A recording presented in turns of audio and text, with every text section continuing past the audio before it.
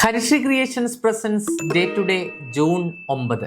1776 June 9 തന്മാത്ര എന്ന നാമം ആദ്യമായി ഉപയോഗിച്ച അവഗാഡ്രോ ജനിച്ചത്. 1781 ഇതേ ദിവസമാണ് റെയിൽവേയുടെ പിതാവ് എന്നറിയപ്പെടുന്ന സ്റ്റീഫൻസൺ ജനിച്ചത്. ജാർഖണ്ഡിലെ ആദിവാസി നേതാക്കളിൽ ഒരാളായ ബിർസ മുണ്ട അന്തരിച്ചതും പ്രമുഖ ആംഗലേയ സാഹിത്യകാരനായ ചാൾസ് ഡിക്കൻസ് അന്തരിച്ചതും ഒരു ജൂൺ 9 1934 ഇതേ ദിവസമാണ് വാൾട്ട് ഡിസ്നിയുടെ കഥാപാത്രമായ ഡൊണാൾഡ് ഡക്ക് ആദ്യമായി പ്രദർശിപ്പിച്ചത്. 1986 ഇതേ ദിവസമാണ് ഇന്ത്യയിലെ ആദ്യത്തെ എയ്ഡ്സ് മരണം ബോംബെയിൽ റിപ്പോർട്ട് ചെയ്തത്.